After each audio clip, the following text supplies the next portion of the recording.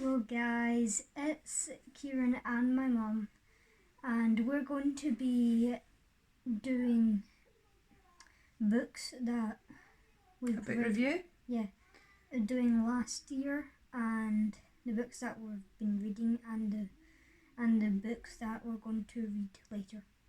Yeah, so it's been a busy year book-wise. I think it's the first year that Kieran's really enjoyed reading, and he's flew through books. He's read so many, and I started reading to him as well. So there's books that we've also read together, which we'll talk about as well, and that encouraged me to get back into reading. So I've read some books towards the end of the year, and we've already chosen what our top picks for 2020 are going to be, and so we're quite excited about it, aren't we? And we'd said ages ago, a few months ago I think, we liked the idea of doing a book review together, so here we are, giving it a wee bash. Also, shout out to Mr. Beeson, make sure you subscribe to him. Right, so the first novel that you ever finished then. So do you want to have a wee talk about this book? So, The Midnight Gang is by David Williams is the first book that I read whole. I remembered when you finished it, you came running out of bed and you were like, "Mommy, I'm so excited to actually finish my book." Yeah. What was it about? Just very briefly. It was about a boy who knocked his head off. He was playing baseball, and then he swung his bat, and then his bat knocked him on the head, and then he went to hospital, and it wasn't very nice. And the people there, the kids there, they went on adventures and stuff. So what did you like about the book?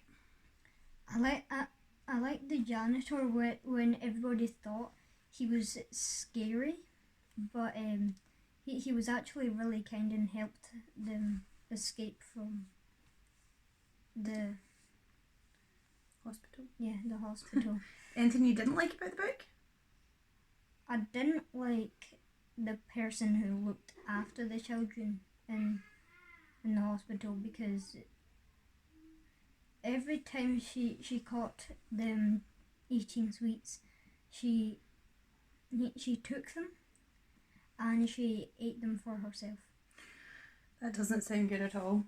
So shortly after that, Kieran started reading another book, but it was the year that we decided to get our illustrated copies out of the Harry Potter books. And anyone who knows me will know I'm a huge Harry Potter fan, and I absolutely love these books. They've been sitting on my shelf, and finally Kieran decided, actually, I think I'd like to try this. So instead of just reading alone, we read together, and we enjoyed these books together. So these next 3 books were books that we read together, and we really enjoyed it. So do you remember starting this? Like, how excited were you when we started reading the books? You got so invested in it, didn't you? Yeah. How often did we read it? About a night, 30 minutes a chapter. Yeah, so about 30 minutes, 40 minutes every night, just reading a chapter.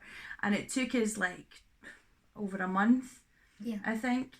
And what happened? Do you remember when we finished it? Do you remember what happened? What we did? We watched the film. We did, but what did Mummy get? Lemon sherbets and then that's Dumbledore's favourite sweetie, and that's my favourite sweetie because chocolate I frogs love lemons as well. So this is a really, really nice book for anyone that has maybe thought about getting the Harry Potter illustrated editions. They are very beautiful. You can pick them up quite reasonably priced on Amazon. A wee bit more expensive if you go direct with Bloomsbury, but it's the same book, so there's probably no point.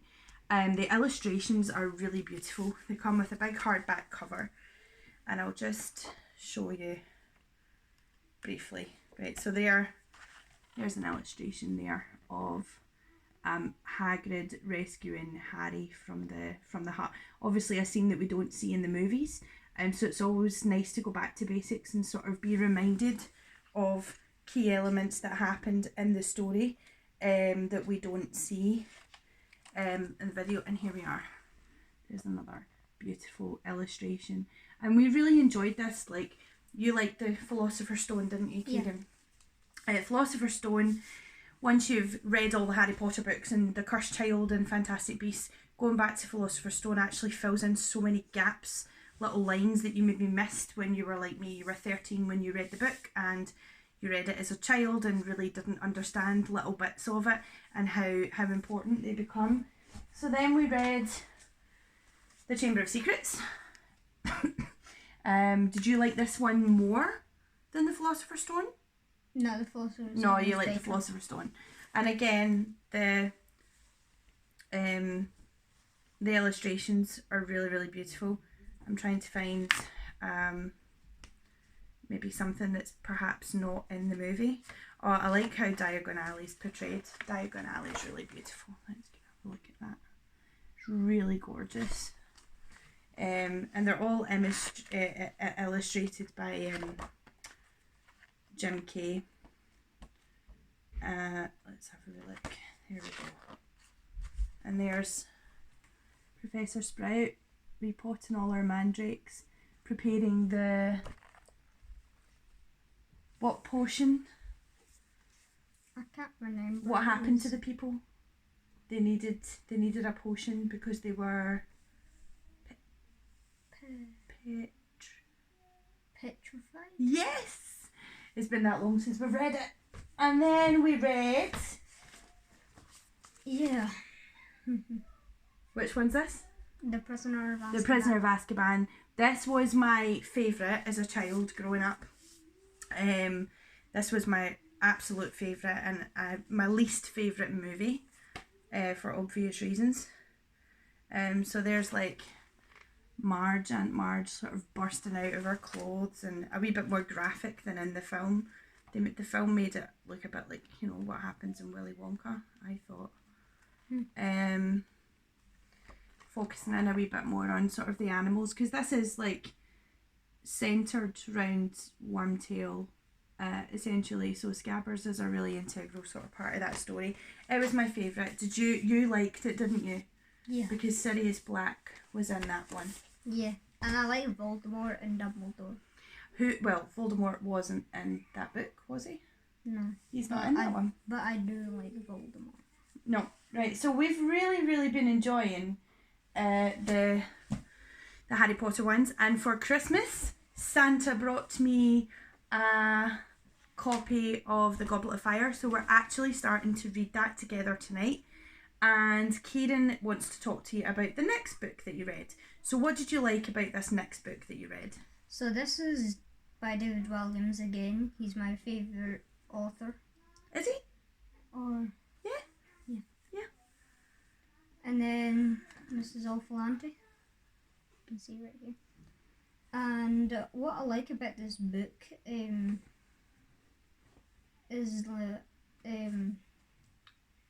her auntie was a very mean person and tried to lock her in.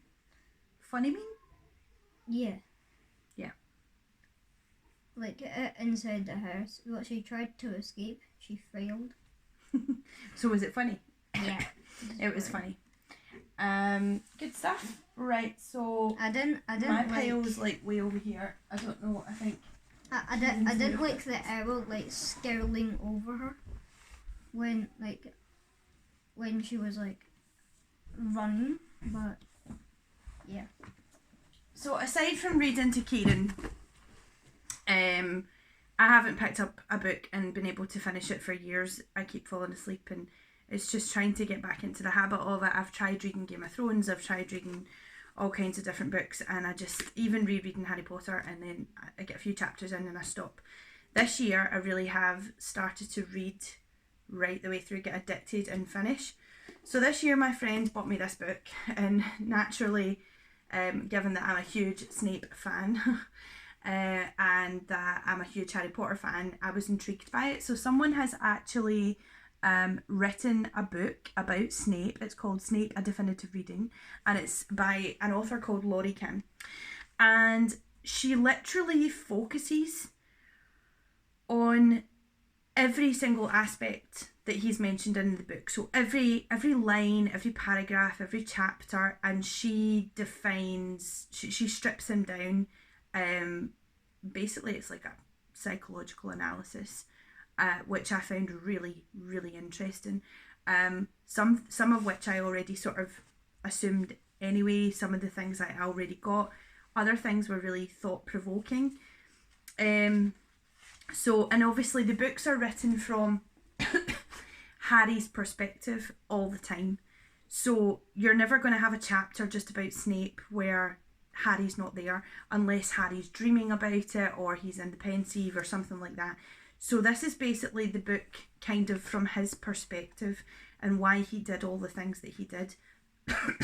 I obviously don't want to give too much away because Kieran has not finished reading the Harry Potter books, but it goes into Snape's, so it'll break down each chapter by book. So we're in Severus Snape and the Goblet of Fire, and it'll break it down into the introduction of what the book was about, a year in overview.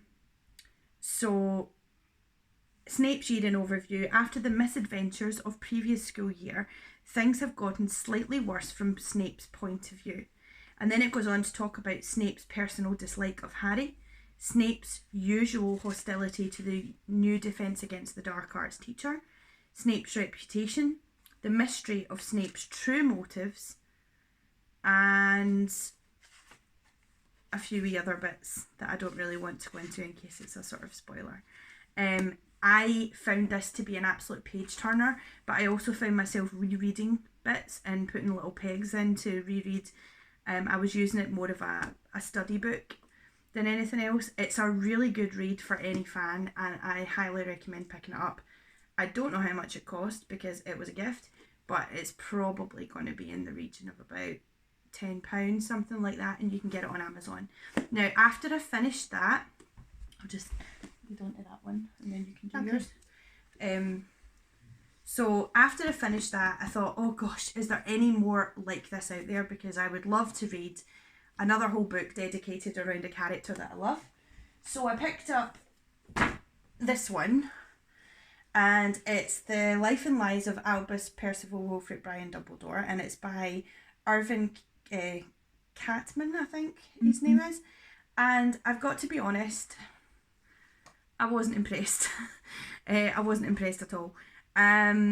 While it's the same sort of idea, the way it was written and so many rhetorical questions, it was more of a rant than a book, and it wasn't as informative as I expected it to be. And I think for someone to maybe dissect Dumbledore as a character could have done a lot better, and I personally didn't enjoy it. However, it's maybe worth picking up if you I mean, that's just my opinion on it. There was a huge difference between the style of the writing and the quality of the book, and the Snape one was just brilliant, and I expected so much more wittiness from Dumbledore. So while it follows the same sort of style, it just wasn't, like I say, it was a bit ranty. So I didn't particularly enjoy it, which I was really disappointed about, because I was jumping with excitement and really hurrying to try and finish my other book that I was reading at the time just to get started on this, and it was kind of a waste of time. Okay, so this is another David Williams book, and illustrated by Tony Ross, and it's Gangster Brownie. Yeah, really. Look at that. So then it's like about a little boy who lives with a family and had a grandmother. And then the grandmother, like, she she seemed like an old woman, just like a regular old woman. That's what the little boy thought. And then he went to his grandmother's house and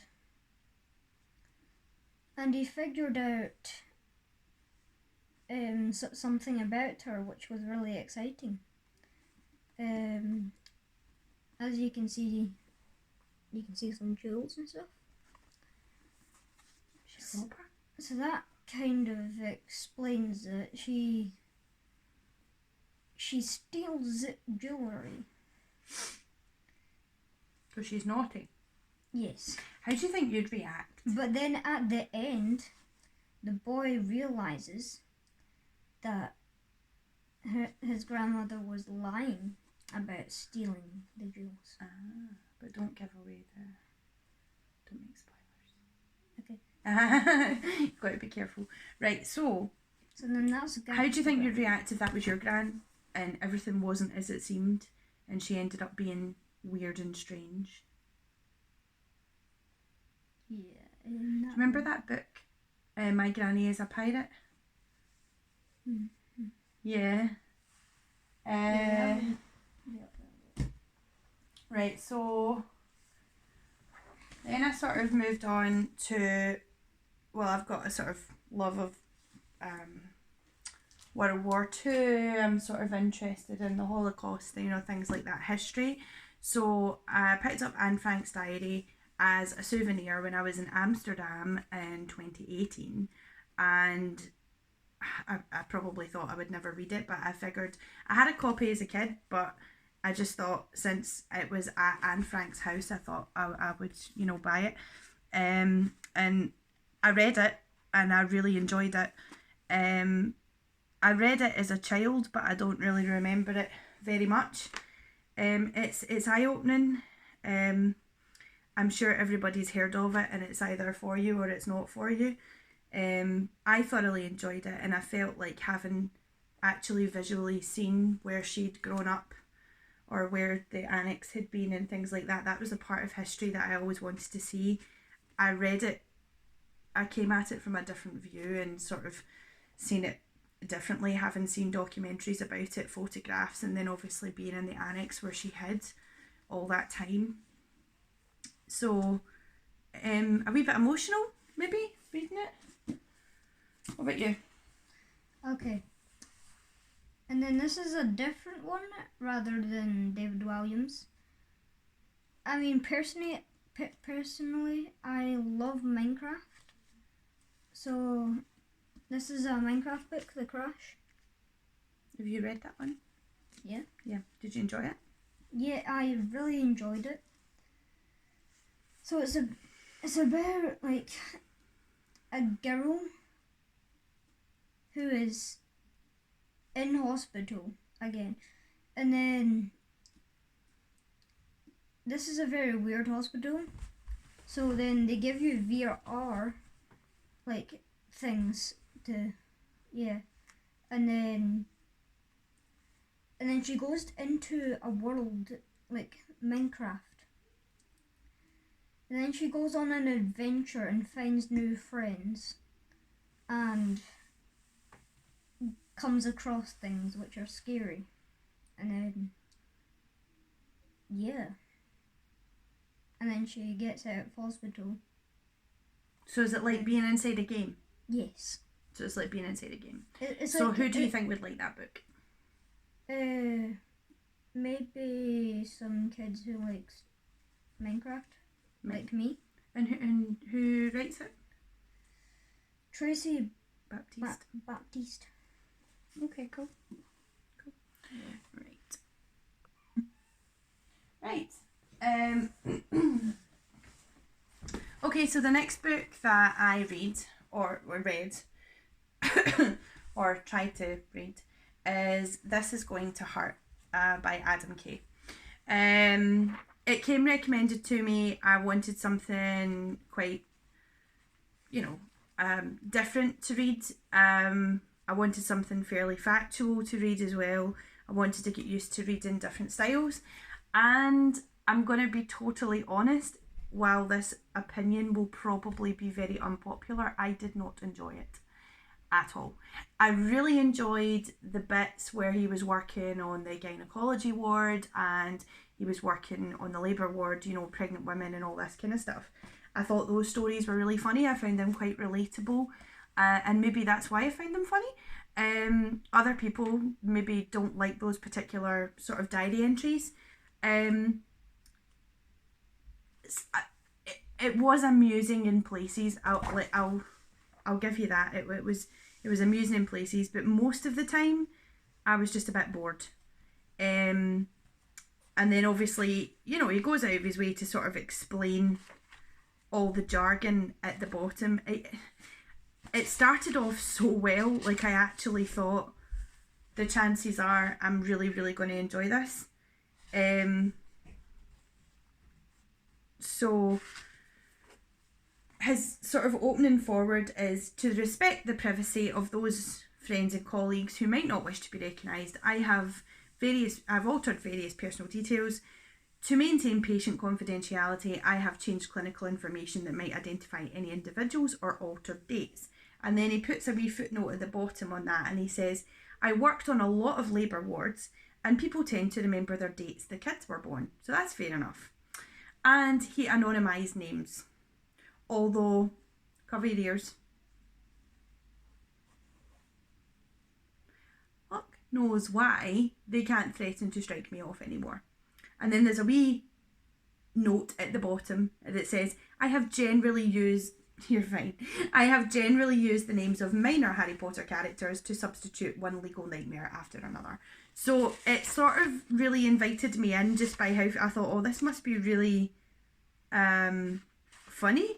And initially the footnotes were like absolutely hilarious because they were saying, you know, do I cover my ears? Yeah, it was just like, if you don't know what this means, then you may as well fuck off now because you're not going to understand the rest of the book and just bits and pieces like that. I don't know the exact page that it was on, but it was very, very funny. Oh, here we go. Right. So, I'm all for explaining terminology as we go along. You don't need to cover your ears. But if you don't know what a stethoscope is, this is probably a book to re-gift. So, when it had little footnotes like that, I just sort of thought, okay, this is going to be quite funny. So, his footnotes are funny when he's explaining stuff, but the actual entries themselves, a wee bit boring. I didn't really enjoy it.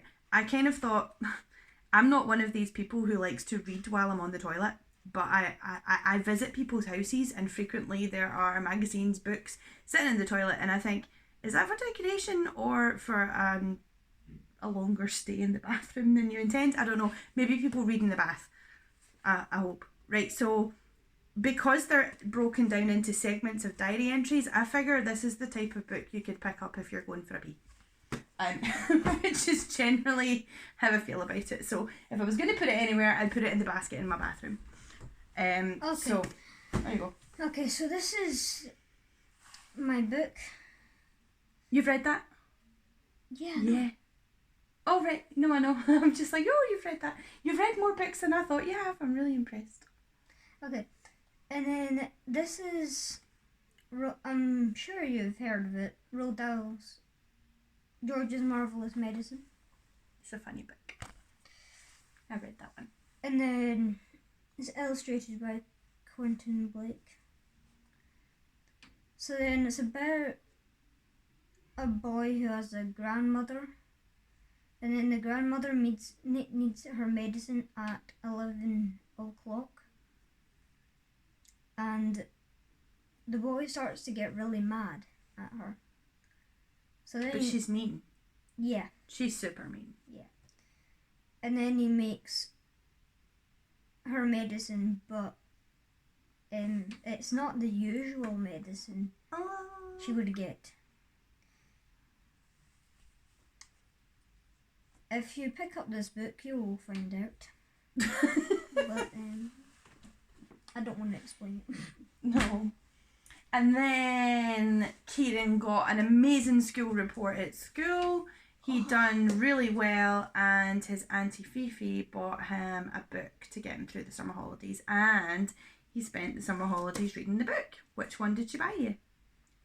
The World's Worst Teachers. The perfect book for finishing up school. And then coincidentally moving to a new school. It was almost like after reading The World's Worst Teachers, you moved to a different school. And also, this is also illustrated by, well, the author, David Williams, as well. Okay. So, what's this one about? You said it was a collection of stories, didn't you? It's stories about different teachers, and as you go along, they get more extreme and more funnier. And what I liked about this book, hold on, I need to check this. I need to check the name. Okay. I liked Mr. Pence because he didn't like balls.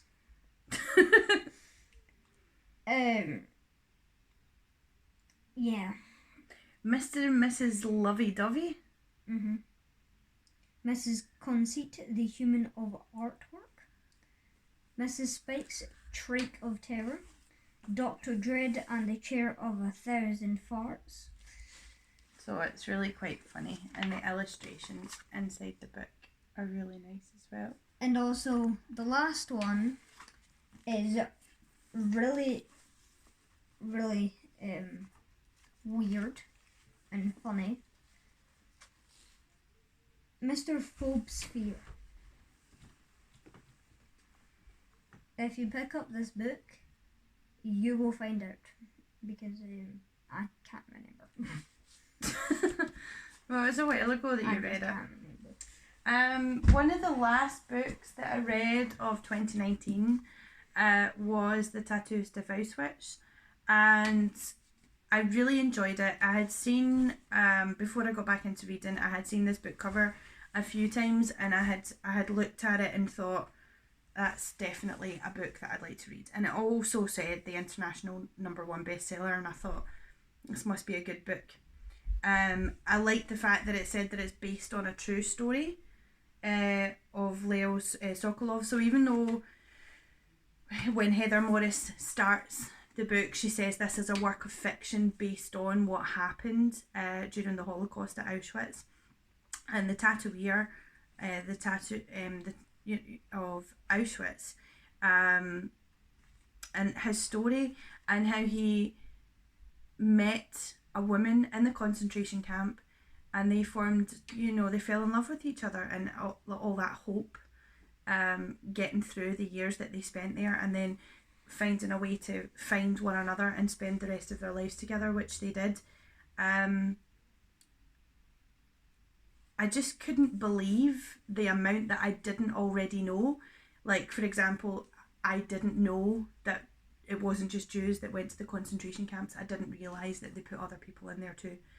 I didn't realise that, I never sort of knew that if you held a certain position in the camp, that gave you not power, but it gave you privilege over other people. So while most of the people would have been starved and overworked, if you worked in, dividing up everyone's belongings, the jewels and, the hair and the shoes and things like that, or being the tattooer. I mean, you were, as the tattooer, you were actually looked after. You weren't expected to, like, Leo didn't have to sleep in the bunkers with everybody else. He didn't sleep in the bunkers with everyone else. And he had his own room. Like, they really looked after them. And so just being chosen to do a different job gave some of these people a longer life span, and just shows what they had to do to survive. Now, we were briefly introduced to a character called Silka.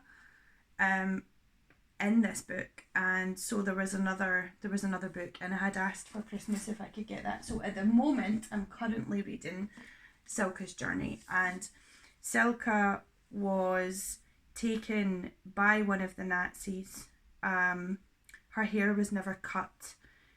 She was given fine things to wear, and she was basically the property of one of these sort of Nazi generals, I guess. I'm just trying to watch what I say. And she you know, had to do what she needed to do to survive, but ultimately, you know, she was assaulted night after night against her will, and she needed to do what she needed to survive. So you're introduced to that part of the story, and it's quite shocking when you read about it in The Tattooist of Auschwitz. But then this is about her journey after they are liberated. She is then arrested for conspiring with the enemy.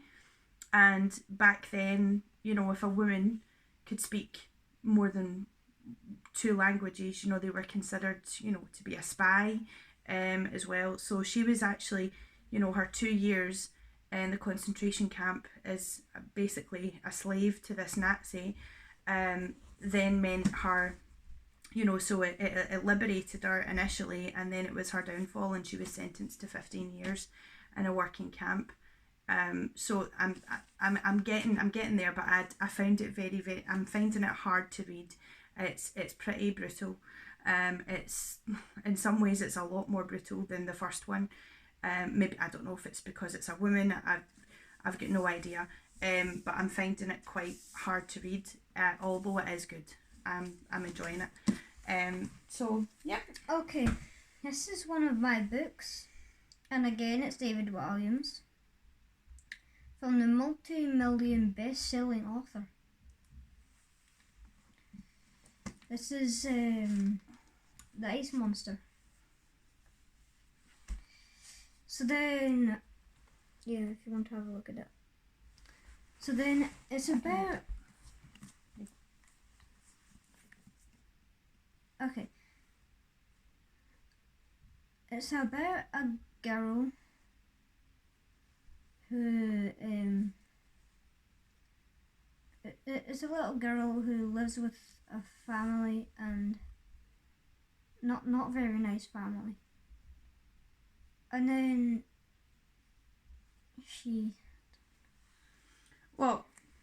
it's a story of a 10-year-old orphan and a 10,000-year-old mammoth.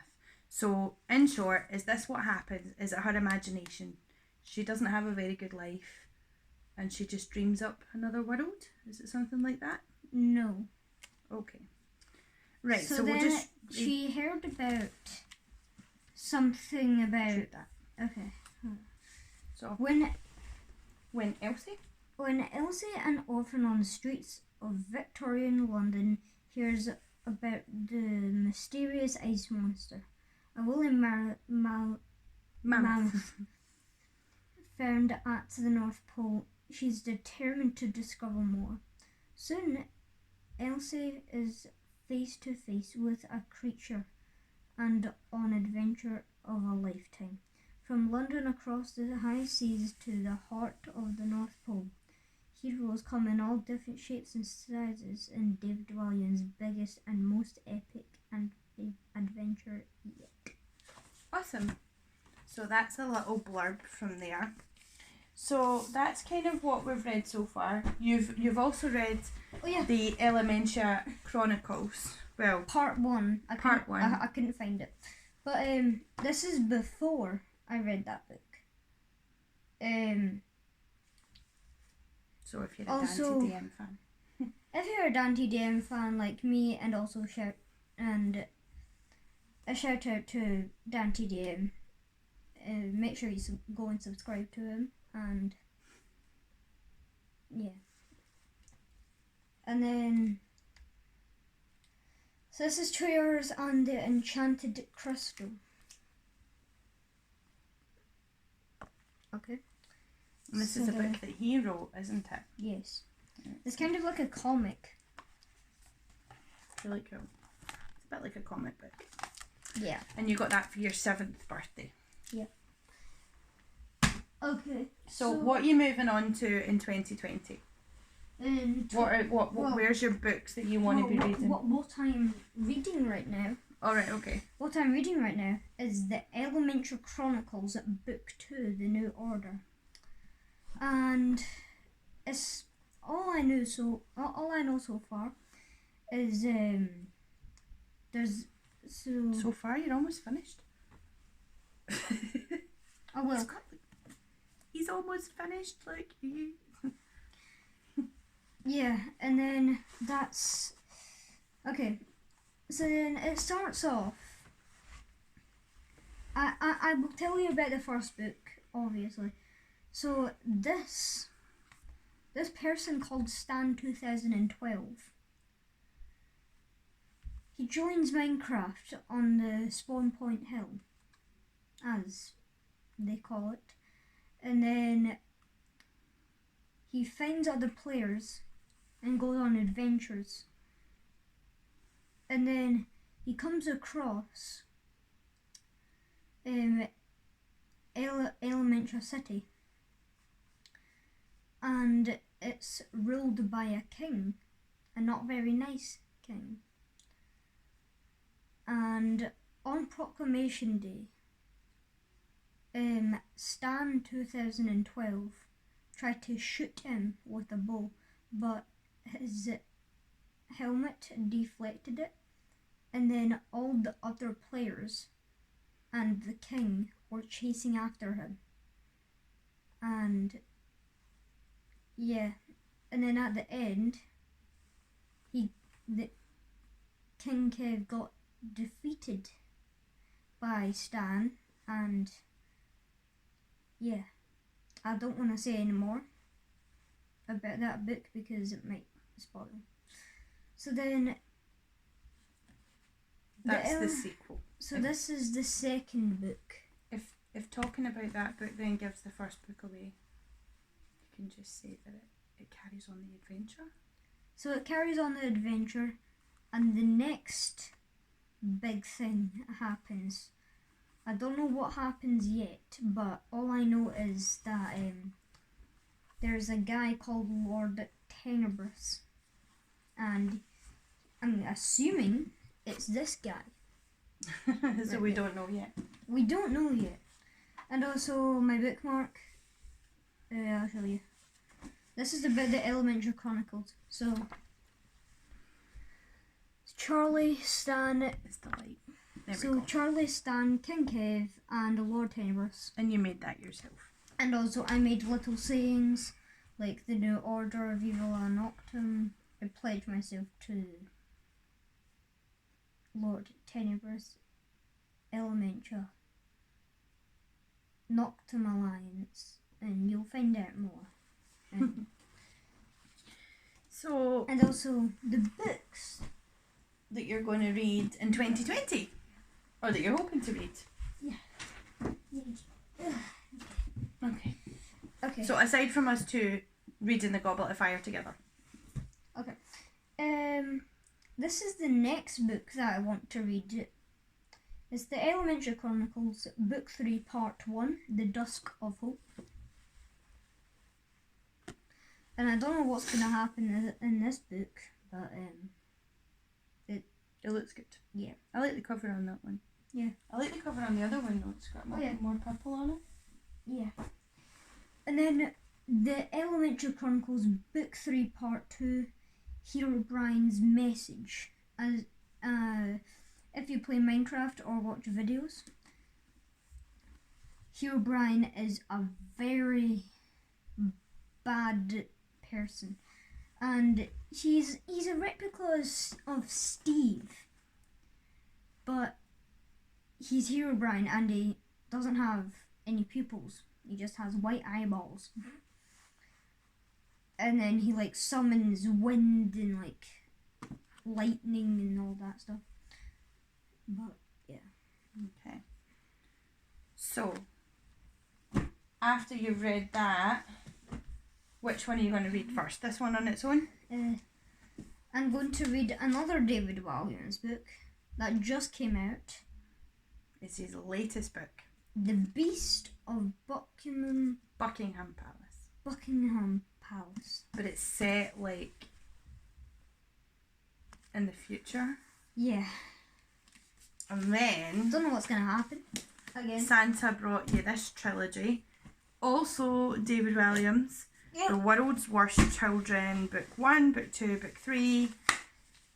And that is definitely enough to keep you going till at least June, I would think. That's all my books. Well, that's all your books. So, this little book arrived tonight. I expected it to be bigger.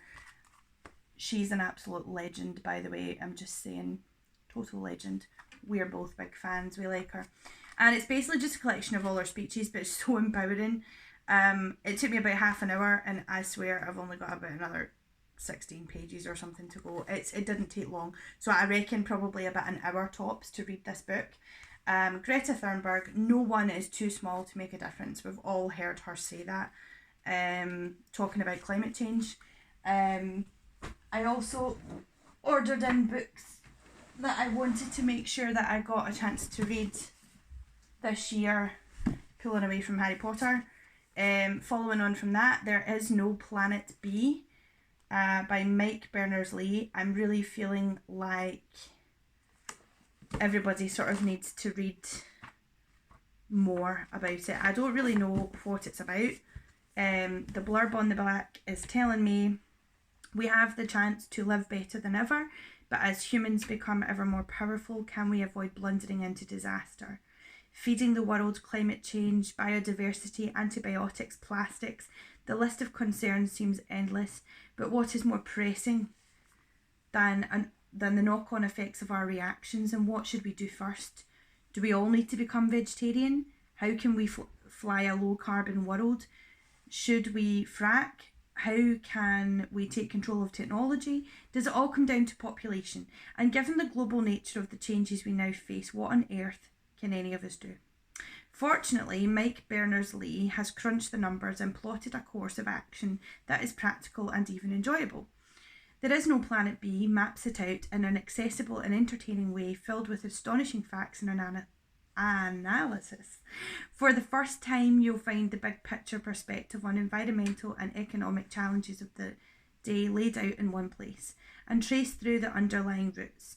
Questions of how we live and how we think. This book will shock you, surprise you, and make you laugh. And you'll find practical and even inspiring ideas for what you can actually do to help humanity thrive on this, our only planet. So I'm looking forward to reading that. Also, I just want to tell you, I'm a big fan of Fortnite as well. Yeah. And that's one of my favourite games. My first favourite game is Minecraft. But then my other one is Fortnite because it's amazing. And also, again, subscribe to Mr. Beast because he's doing a lot for this world. And Plants vs. Zombies is donating like £500,000 £500,000 for like 500,000 trees in this world. So, yeah. I'm also going to read these, but I'm feeling like this video's been on way too long. Yeah. So I'm just going to pack it in. So if I just... I hope you enjoyed this video. Please subscribe and turn on notifications if we do another video like this again. Or, yeah. So... maybe one book review at a time, Kevin. Yeah, I know. I think this is just taken up. Alright, okay. So, there we go. That is a lot of books a lot of books. to read in a year. Let's see. That's a lot. I'll get all my books. Are they on the floor? Yes! Oh! Oh. Books are Kindles. No, Kindles are much different. They're like... Yeah, would you rather a Kindle or do you love the idea of Books. Books. Get down to the bookshop.